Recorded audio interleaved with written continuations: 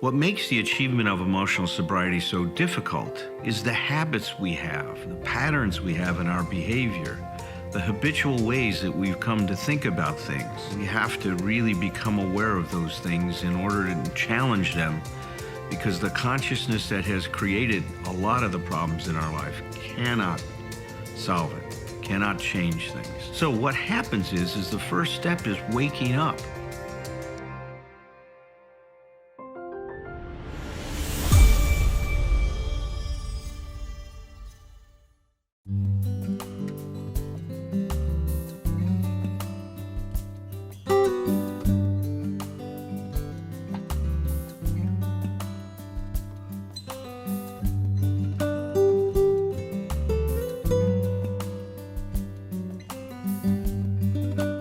Well, tonight we will hopefully, I keep promising this and finding a reason to continue on with step 8. We are continuing our discussion on step 8, but just as a review for those of you that are here for the first time, is what we've been doing over the last several months now is looking at the steps from the point of view of how they help us achieve emotional sobriety.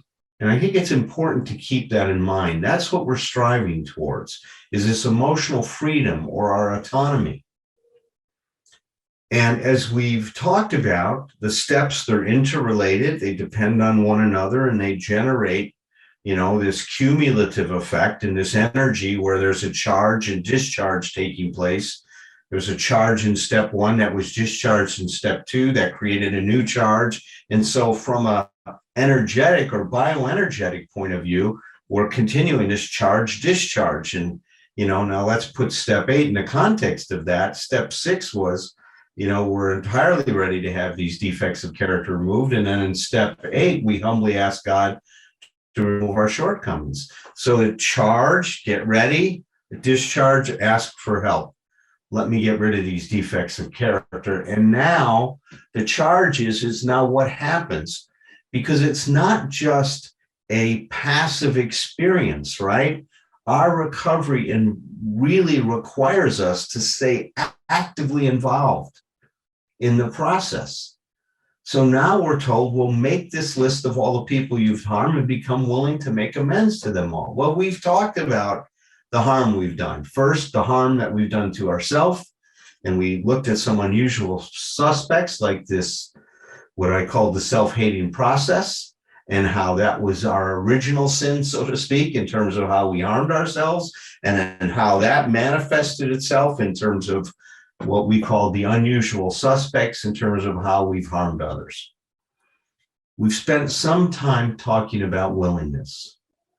How do we become willing, right, to make amends? How do we become willing, to now face ourselves and others in terms of what we've done to harm them?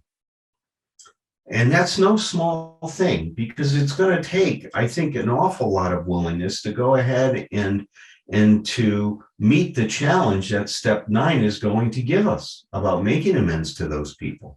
But we'll be getting that. That'll be the discussion, that'll be beginning discussion of next week. Today, I wanted to focus on, and it came up with something that Roger started to talk about at the end of last week, but it's not just as simple of matter saying, okay, I want to become willing now. Because if our life could change by us just setting an intention, we would all just set the intention to change, and change would follow. Now, in some ways, that's a very helpful, powerful tool, and I'm not taking it away. If that works for you, enjoy it and go with it. But I'm sure you've set some intentions before in your life, like I have, and that's some reason, and that's the important thing here, we're unable to support that intention. Now, what happens? What goes on that when we set our minds to, hey, I want to do this thing, I want to do this thing that's good for me. I heard somebody talking about ice cream before, right? I want maybe eat less ice cream. And maybe you pull it off for a few days, but then something happens, right? That all of a sudden, the promise you made to yourself, you're no longer able to uphold. Well, We could call that process that interferes with us moving in a direction that we want to go, and people have labeled it as resistance. That we encounter something inside of us that is obstructing us to go in the direction that we want to go. Now, up until I would say the 1960s, resistance was conceived in psychology of something you had to get rid of. There was something going on that was obstructing your growth, and you had to remove it in order to move forward. It was a very mechanistic idea, right? Is that the energy wanted to flow this way. There was something in the way of that flow of that energy, and we had to remove the obstacle in order to keep the energy flowing. So it was a very, very mechanistic idea in terms of how people operated. So the idea was to identify that resistance and get rid of it. Now, we've come a long way since thinking about resistance that way. We no longer see it as an obstruction. And this is a very, very important concept to try to wrap your head around, is when you encounter a part of you that has a different idea than the other part of you, and it's preventing you from going in a direction you want to go, it's very easy to label that as resistance. Like it's a foreign body. It's something in you that's not doing your bidding. And that's what I believe today, that's an incorrect way to look at what's going on. The part of you that's getting in the way is not a foreign body that needs to be now, exorcised, surgically removed, cut out of your person. Is the part of you that is now has a different idea. We need to think of that not as a foreign body, but actually as a part of ourselves that has developed as an adaptation to whatever situation we found ourselves growing up with, and made as best of a creative adaptation to that situation as possible. So if there's a part of me, if I grew up in a home where my crying would be criticized or where it wouldn't be safe, and I stopped myself from crying, am I resisting my pain, or am I taking care of myself the best way I could? To call that resistance, that I'm resisting feeling my feelings, I think is labeling something as pathological when it was really an adaptation. So instead of thinking of us as having these parts of ourselves that are interfering with us, there's parts of ourselves that are just not well coordinated. That I think is a better way to think about them, in that these parts that are not well coordinated are not pathological. We put them in place to take care of ourselves the best way we could. Now, remember, the force that is always operating, we talked about it last time when Jung said to Bill Wilson, is that when he was treating Roland Hazard, that Roland Hazard had on a very low level what he felt was our need, our spiritual need for wholeness, right? That this force, we'll call it self-actualization, that's moving us towards being what we can be, is always operating. And when we're in a situation where not everything is available to us, we're going to grab hold of whatever is available and make the best of it as we can at the time that we're adapting. That is not a pathological thing. That is a psychological adaptation that we've employed to ensure our existence. Because if we didn't have that, we would fragment. We'd go into a million pieces. We couldn't function. So we had to kind of hold ourselves together. And if all I got is some wire and glue, then I'm going to use the wire and glue if there's no cement available. I'm going to do the best I can with what's available. It's never enough. I'm not saying that that we end up with healthy functioning. We don't, because by its very nature, those adaptations are compromises. Because we're not able to use all of ourselves to deal with the situation that's going on. It's only a healthy situation if we are able to bring all of us, all our disharmonious parts of ourselves into harmony, and then to deal with the situation that's going on. But we can't do that. We become fragmented. That fragmentation is what looks like from the outside is somebody's resistance to change. But if we meet ourselves that way, then we've established what Dr. Nathaniel Branden called an adversarial relationship with ourselves. It's a variation of the self-hating process. You don't have to get rid of these parts of you to be okay. Remember last week we started to talk about transcendence and self-transcendence. It's not like you transcend the self you were to become a new self. You still are that self you were, and now you add to it. Tom Rutledge has made this point many times. We don't get rid of these things, we add to ourselves. We make ourselves more than we were. This is so important. This attitude is such an important attitude to embrace towards ourselves, because what it does, it really starts to create, and you guys have heard, Dr. Michael McGee talk about this several times, about having compassion with ourselves and being able to love ourselves and care about ourselves. And after we're done with step 10, Michael's going to come back and talk about that again, because I thought we need a pretty heavy dose of it after we've done steps 8 and 9. And we will be doing that after we explore step 9. So I want you to start to think of those parts of you that interfere with what you want to do is not as resistance, but as other parts of you that you have to bring into harmony. Because a lot of them are still dealing with some things the way things were, not the way things are. The way we were, not the way we are. They're rooted in past, in doing things to deal with the past. Let me give you a great example. I'm working with someone who has a very difficult time being compassionate and loving towards her partner. And when she sees him behave in certain ways, she just starts to develop this incredible resentment. And as we started to talk about it, what's going on? What is it? And his idea is she's afraid of intimacy.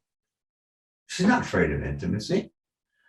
This strong resentment she had, this distancing herself from her husband, which is what a resentment can do, was an adaptation she made early in life to deal with her father's lack of consideration for the people in the family, especially her and her brother.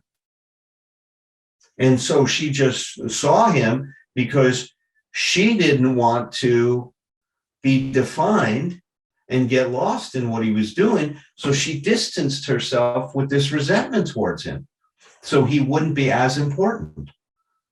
Now, you could say, was that a resistance? No, it was just a way of trying to be in relationship with her dad where she didn't have to, break the whole thing off. I just don't like this part of him.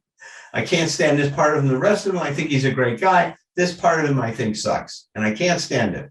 I resent this part of it. Well, it allowed her to preserve her relationship with him by fragmenting him off and by just dealing with this part of him. And that's the same thing she was doing with her husband. And then she started to realize, oh my God, now the way I'm dealing with my husband is the way I dealt with my dad. What happens if I start differentiating myself? that I can now look at the similarities that they have, but I can also look at the ways that they're different. And as she started to do that today, now her adult self could see another way of dealing with her husband that wasn't from the position of being a child as she was in terms of how she had to deal with her dad. She didn't have to resent her husband. She could just tell him, I don't like it. I don't want this. She could start speaking up for herself. She didn't have to turn him into a heavy, someone that she can't deal with, because that's what she did before. Now, was she resistant intimacy? No. She just was dealing with an adaptation she had earlier on in her life that was continuing on, and that right now wasn't updated. It's like she didn't update her, operating system. Now, when we have to go make amends to people, is there going to be a part of us that hesitates? Of course there is. Because many of us did not come from a situation as when you were vulnerable, that was welcomed, that was a safe thing to do. So that part of you that hesitates to do step 9 because you don't feel safe is actually a part of you that you needed when you were growing up in your family, when you were dependent on their behavior to feel safe, because you couldn't create that feeling of safe yourself. And now we've just got to come into a dialogue with that part of ourselves that's afraid of that vulnerability and help support it, not get rid of it, but help, even maybe say to that part of ourselves, you're scared. I know you're scared. I'm going to take care of you. And if this doesn't go all right, we're going to have ways of looking at this where no matter what happens, we're going to be okay. You see, that's the message we got to give ourselves. We've got to be able to support ourselves unconditionally, meaning that my support for myself is not dependent on the outcome of my actions. It's dependent on my attitude towards myself and towards what I'm doing. So now we're not dealing with resistance. What we're doing is supporting ourselves. And we're supporting a part of ourselves that's afraid, that might be scared, that's anxious. So I think this is extremely important, because the more we can approach step 9 from this, what I would call solid foundation of self-support, where we are going to be there for ourselves. We're not going to let, our self-hate undermine us. We're not going to let our fears undermine us. We're going to find a way to support ourselves and to remain whole as we go forward. Becomes a very important part of the becoming willing to make our amends. So with that said, I will now invite Tom and Roger to join me. Hey. Hello, Tom. I'm here. Roger. I'm here. Evening. Gentlemen. Yeah. And everything, I was a little late coming to the thing. Everything's okay at your house, Alan? I know the storm is all over the place.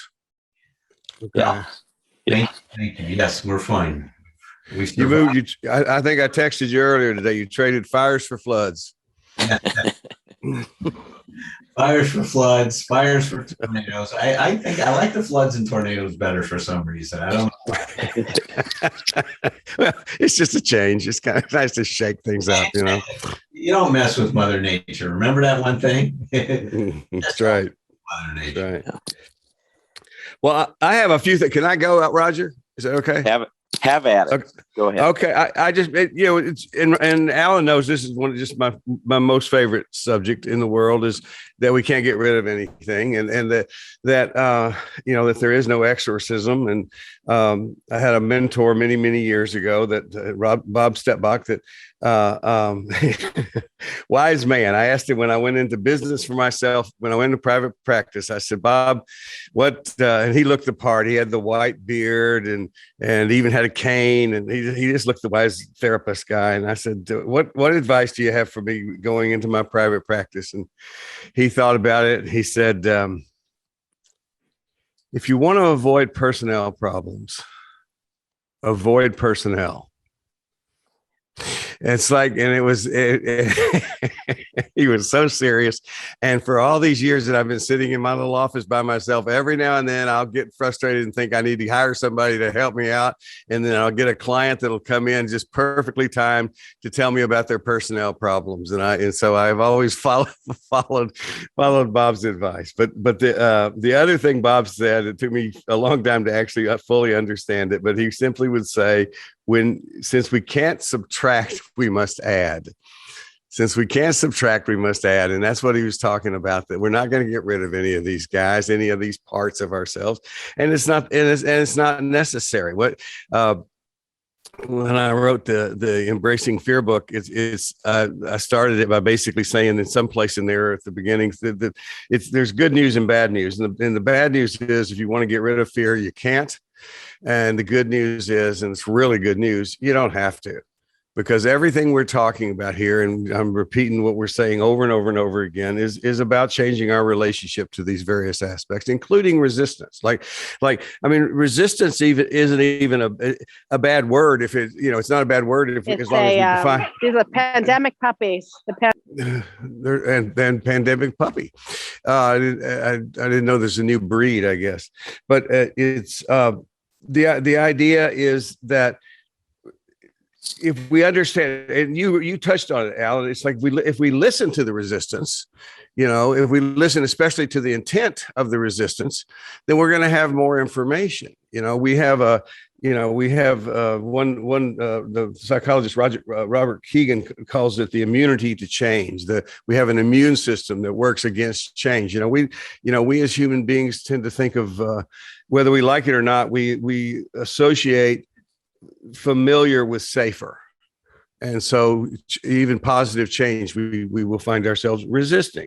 But if we go in and we listen to that resistance, what we'll find, even some of the destructive resistance we had, if you listen, if I listened ultimately to the intent of my alcoholism, down deep in there, it was trying to help me. And in fact, if you hear my whole story, it did help me. It's like there was it did a lot of things that I wasn't able to do for myself.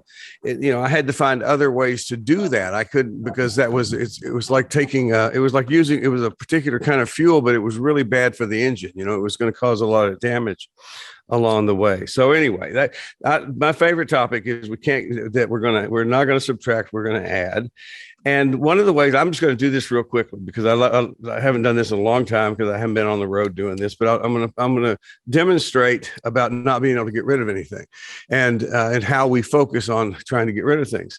And in order to do that, we have, 172 people here right now. So what I want all of you to do right now is just go into a deep trance. Okay, that's good. Several of you were already there, it looked like, but it's Brian's dozing, so I don't know what the deal is with that. But go into that deep trance, eyes closed or open, whatever. And whatever you do for the next just couple of minutes, do not focus any attention on your left hand. Keep all of your attention away from your left hand. Don't focus on your left hand. Do not, and I need to make this point, absolutely do not focus any kind of awareness on your left thumb. And don't think of that no matter what. Et cetera. So we had a longer workshop. We do it a little bit longer. It's kind of fun, but just an easy demonstration of the one neurological thing that I know. I say this is the extent of my neurological knowledge. The brain does not encode a negative. Don't think of what Alan would look like with a pink bow on his head. Okay. Now, see, nobody goes through any cognitive process to get there. It's like it's just there. Don't imagine a purple elephant. It's like, but now think about how much time we spend trying to get rid of thoughts, feelings, all this other stuff. And what we need to be doing instead is say, what do I want to focus on instead? And with my takeoff from what you're doing, Alan, today is saying, the thing to do is not necessarily don't focus, try to find a way to focus away from resistance, but to focus more on resistance. Listen to it. It's, and we know, those of us who are probably everybody here that has been in therapy or who is a therapist or in this room right now knows that resistance and dealing with that is really the source of all the information we're going to get. It's like we got to listen to the parts of us that push back. because they have a lot of wonderful information. And the more, and again, go back to something we said a couple of times recently, growth is always expansion. Growth is always more, not less. And the more information we have, the better judgment we're going to have. That's all there is to it. We're just going to have the better. No, we're not going to have perfect judgment. We're not going to get everything right, but we're going to make better decisions when we have more information. Yeah. Amen. That's all I got. Right. So see, if we listen to that side of us, then we can start to deal with the unmet needs of that Right. side. Right. Because you'll learn. Yeah. Underneath that, it's like, why do I do that? Well, because I think I can't do it without it. I can't. I didn't think I had a personality without alcohol. I certainly didn't think when I quit drinking that I would ever be fucking funny again. I mean, I didn't. I thought that's it for anything I'm ever going to say that anybody's ever going to laugh at. And it's like, and I felt like I had my personality yanked out of me because I believed it was in that alcohol. And I tell people, if you had, in those days, if you had put a glass in my hand and told me there was alcohol in it, I wouldn't even have to drink it for me to be fully back into that place. I would be back because I believed in it. That's right. Yeah. It was the placebo effect, right? Yeah. Always. Yeah. Patient granted. But see, this is so important because when we go into a dialogue with that part of us, then what happens is we can start to listen to, instead of thinking we got to get rid of that part, we can listen to what happened. What were the experiences I had that made me adapt the way I adapted, or that part of me adapt the way it adapted, and now I can address its concern. Like I said before, if it was like I didn't feel safe when I was growing up, now we can say, look, you weren't. And now I can step up and help you with that. I'm going to help you as we go forward to step 9. Right. See, that's the thing. It's that listening to ourselves and almost what's underneath the behavior. All behavior is communication. Like you said, there's a positive adaptation to it, a positive intention. There's also a suggestion of what's needed.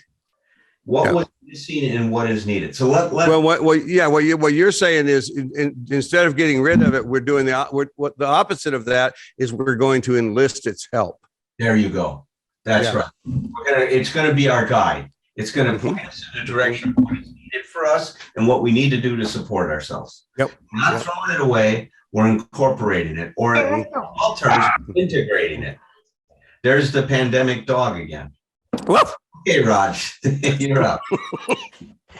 First, you're both on fire tonight, guys. Alan, I gotta say, man, for it being it being 10 o'clock at night your time when we start this meeting, I am just blown away by the passion and clarity, particularly tonight, man. But the message is so clear and so put together. So I just want to acknowledge you for that, man, and say thank you. You as well, Tom. It's after 9 o'clock here. I know it's after 9 here. Okay. So it's almost as good.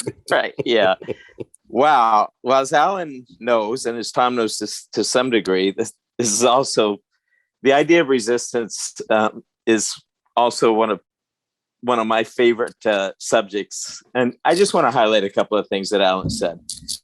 First of all, a huge benefit of reframing resistance as simply an effort at adaptation at a certain point that, of course, we've held on to until we are able to formulate something better for ourselves that works better in our life. It leads to so much self-judgment, I think, for so many people. As Alan said, it leads us to pathologize ourselves and our behavior.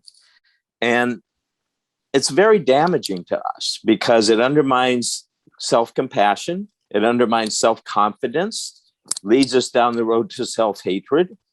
So that's the first thing I wanted to just accentuate, that reframing the idea of resistance in this way as just the best we could do at the time. And since for most of us, I say to my clients a lot, I think the child aspect of us never realizes we've grown up. And the adult part of us never realizes he or she can turn toward that child and actually be of some value to them in the adult's life today, right? It's like we don't get that those two aspects of ourselves can actually connect to each other, can actually talk to each other and be of value to each other. The child within us can be of value in terms of all kinds of things, our emotionality, our energy, our curiosity, our interest in life, and the adult can help that child learn to think things through. But if we label resistance as a negative, and I understand why we do, of course, but if we do, it just cuts us off from so many possibilities for learning within ourselves. So that's one point. Tom, I wanted to follow up with what you said. What you said about, don't be aware of your left hand, whatever you do, don't be aware of your left thumb. It's such a powerful principle, because how many intentions do I set for myself where I'm trying to eliminate a negative from my life? Tons of them, right? All the time we think about this. And there is a distinction. We're talking about trying to, eliminate or get rid of aspects of our experience. Do I need to set limits around my behavior and do my best at times to prohibit certain behaviors from myself? Absolutely. Right? Absolutely. It's hard to make progress with emotional sobriety if I'm still using or drinking, right? And Alan's made that point many times. But we're talking about going to war against our experience, our feelings, our thoughts, our self-concept, our self-esteem, our dreams, our aspirations and hopes. That's what we're talking about, where we do so much damage to ourselves. So think about the next time you're formulating a goal in terms of the elimination of a negative, think about how you can reformulate that for yourself as the attainment of a positive. And you can almost always do it. It just requires a little switch, gets flipped in the way that you're formulating that goal. So lots more I could say, but I'd love to hear what other people would love to share, because I'm sure this way of looking at the idea of resistance. One more thought. We label our behavior, we label other people's behavior in deep ways because we lack an understanding of this issue. One thing I use as an example is the concept of laziness, either labeling myself as lazy or labeling other people as lazy. Over and over again, when I begin to ask myself or my clients to talk about aspects of themselves involved in their laziness, to be the voice for their laziness and the voice that's upset with themselves or whatever about their laziness, what I almost always find is there's no laziness here. Whatever laziness is, it's not here. It's almost always a conflict that the person just hasn't been aware enough of the elements of, a conflict between two parts of myself that has the effect of freezing me, that has the effect of making motion impossible for me. If I was compelled to do a lot of things that I didn't want to do and that didn't reflect what I felt and who I was as a kid, I can develop a big part of me that when that internalized voice as an adult in me starts demanding I do these things, because I experience it as a demand from part of me rather than a want, I dig my heels in. I say no. That's an effort to preserve my integrity. That's an effort to be true to myself. It's not laziness. But as I start to open that up and start to speak for these parts of myself, that can start to unpack. It can start to loosen up. And I can start to find the freedom that Alan referenced earlier, that the promise of emotional sobriety can give us. So, gosh, thank you guys a lot. And that's also another thing that's happening. See, each step, and this is the beauty of it, is really, affecting change at many different levels and in many different areas of our life, right? On the one hand, we're looking to make amends, right? Is to face our mistakes and take responsibility. So we're increasing, our personal responsibility. Very important thing in terms of self-esteem. Dr. Brandon talked about it all times. It's one of the 6 pillars of self-esteem, taking responsibility for yourself. So what STEP is doing, the other thing though it's doing, it's helping us find a way to bring into harmony these disharmonious aspects of ourselves. And so it's so very important to see that when we're facing a step, that the change that's taking place is in multi-levels. It's multi-dimensional. It's like a 6-dimension chess game with all of these different areas that we're trying to get our handle on, and that the step, by the very nature of working it, starts to resonate in all of these different dimensions. It's a phenomenal thing. It's an incredible thing. And we'll be talking about the tiramisu effect. That's the layered effect of these things as we're looking at what goes on with these steps. But let's turn this over. I do need to make one announcement. Next Thursday night, I will be up in Los Gatos, and I will be doing a book release for some of my friends up in Central California around the San Jose area, if it doesn't get canceled due to COVID and other reasons. So I'm going to ask my dear friend Tom to take the lead on the beginning of the discussion of step 9 next week. And Roger and Brian Lutz will be the discussants for next week. And Brian will go ahead and lead the meeting. So gentlemen, can you help me out next week with that? Tom? Sure. I always do what I'm told. Yeah. Yeah, right.